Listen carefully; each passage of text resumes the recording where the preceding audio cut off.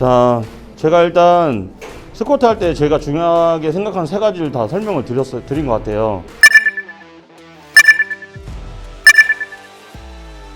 이제 초보자들이 흔히 하는 실수가 뭐냐면, 일단 일어섰을 때 다리 근육에 긴장을 푸는 경우가 되게 많아요. 우리가 가만히 서 있을 때 이 다리 근육에 힘 주고 서 있지 않죠. 그냥 무릎 관절로 그냥 서 있잖아요. 이런 상태로 서 있는 경우가 되게 많아요, 일어섰을 때.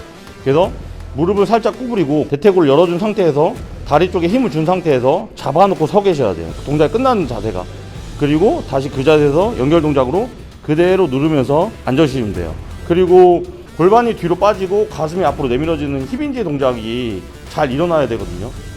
그래서 힙인지 동작이 일어나지 않고 무릎만 구부린다는 자세로 스쿼트를 하시면 무릎 쪽 부담이 되게 많이 해요. 그래서 저 같은 경우는 예전에는 무릎부터 사용한다는 느낌으로 스쿼트를 많이 하는데 요즘은 골반부터 움직인다는 느낌으로 스쿼트를 많이 하거든요. 그렇다고 해서 너무 과하게 엉덩이를 빼시면 안 돼요. 또 그렇게 되면 약간 허리가 과신전될 수도 있고, 그러다 보면 또 부상 위험도 있고 하니까 적당하게 힙인지를 만들어준 상태에서 아까처럼 엉덩이를 눌러주신다는 느낌으로 하시면 되고, 스탠스는 넓은 스탠스가 중심을 잡기가 쉬워요. 그래서 초보자분들은 너무 넓은 보폭가 아니라면 좀 보폭을 넓게 하시는 게 좋을 것 같아요.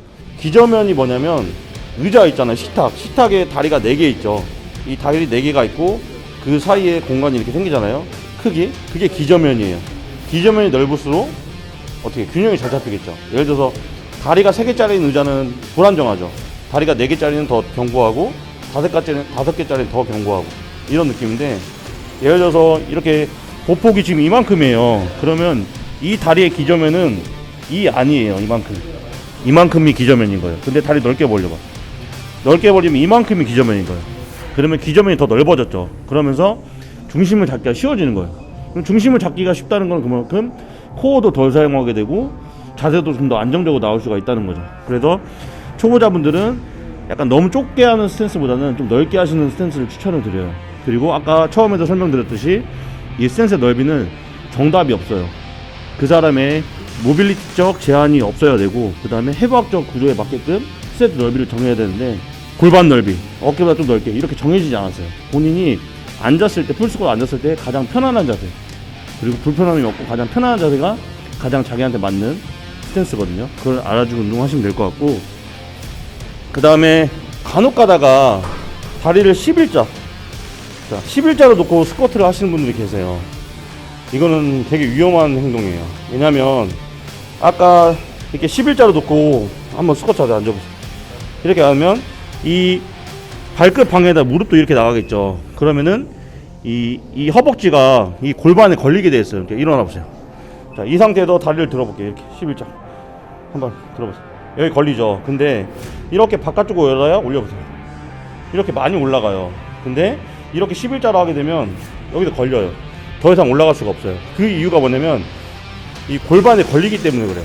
그래서 다리 넓게 벌리고 한 양쪽 바깥쪽으로 이 대퇴골 아까처럼 말한 것처럼 위를 돌려줘야 앉을 때 앉아보세요. 이 골반이 돌아갈 공간이 생기는 거예요. 골반이 돌아갈 공간이. 그래서 풀스쿼트가 가능해지는 거고 허리 부담도 적어지는 거예요. 근데 만약 일어서 보세요.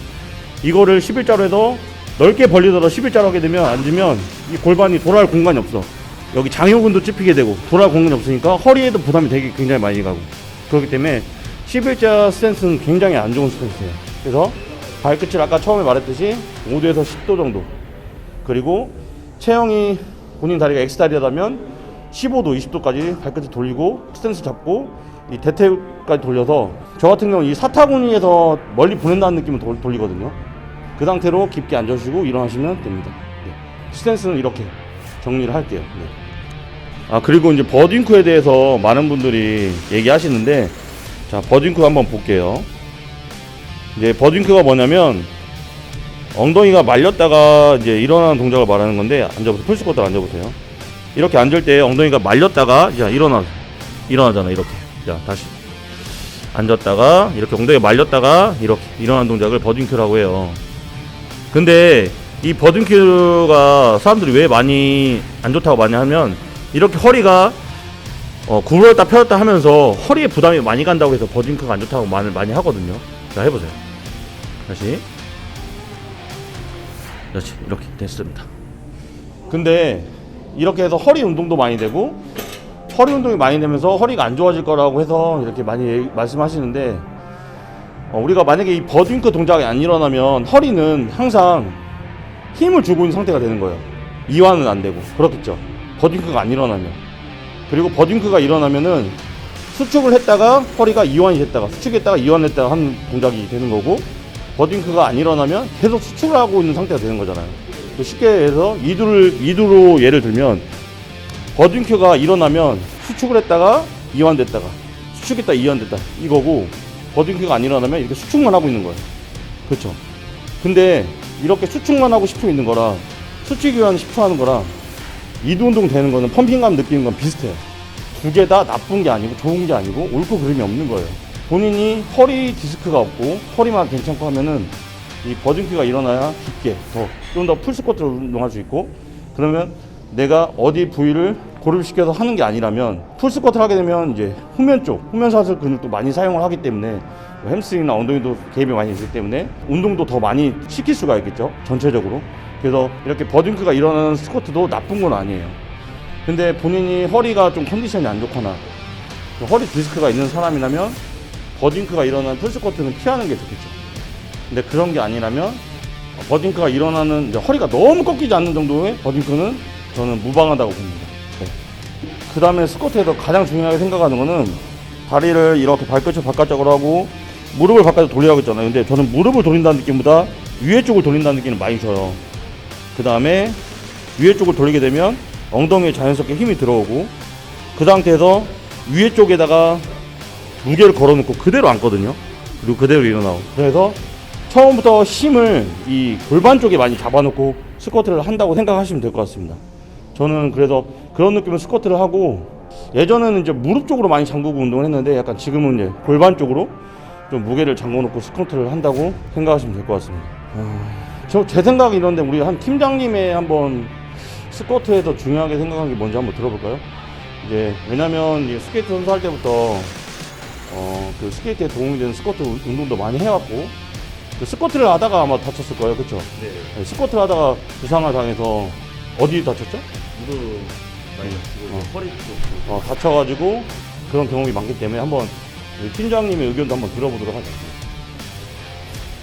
저 같은 경우도 이제 대표님과 마찬가지로 맨 처음에는 이제 무릎 쪽으로 좀 많이 치고 이제 스쿼트를 많이 쳤었는데, 이제 무릎 쪽으로 아무래도 이제 싫다 보니까 이제 과도하게 각도가 앞으로 밀려가지고 무릎 이제 연골 같은 게 이제 좀 많이 깎여 나가고, 그리고 아무래도 이제 무릎이 많이 나가다 보니까 엉덩이가 상대적으로 이제 좀 뒤로 많이 안 빠져서 이제 허리가 아무래도 이제 모든 무게를 좀 많이 지탱하다 보니까 이제 디스크도 튀어나오고 이제 아무래도 부상을 좀 많이 당했었습니다.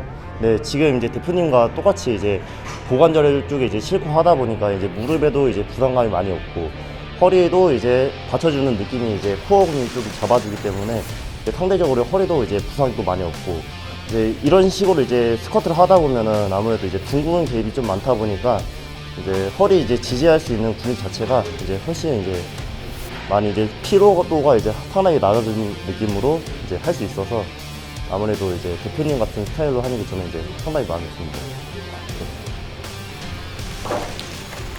네, 오늘 스쿼트 영상은 이 정도로 하면 될 것 같고요. 저는 개인적으로 지금 허리 디스크가 있어서 풀스쿼트는 좀 안 한 지 오래됐어요. 그래도 어느 정도 제가 최대한 깊이 앉을 수 있을 정도로 하는 편이고, 이 사람의 체형에 맞게 스쿼트를 하셔야 되는데, 유난히 이제 이 허벅지 이 대퇴골 길이가 긴 사람들은 풀스쿼트 자세가 나오기 굉장히 힘들거든요. 상체가 많이 앞으로 길어지면서. 그런 분들은 이제 뒷굽이 높은 역도화를 꼭 신고 하시는 걸 추천하고요. 그 다음에 이 X다리 같은 경우, 아까 제가 처음에도 설명드렸듯이 X다리, O다리, 일자다리가 있는데, 일자다리나 O다리는 웬만큼 그냥 일반인과 비슷한 자세를 해도 자세가 잘 나오는데, X다리이신 분들은 발끝 각도를 좀 더 많이 돌리셔서 한 15도, 20도 돌려서 이 족궁도, 이 발 아치도 잘 유지가 되면서 스쿼트 자세도 잘 나오거든요. 그렇게 운동을 하시면 될 것 같습니다. 네. 오늘 스쿼트 영상은 이 정도에서 마무리하도록 하겠습니다. 네, 감사합니다.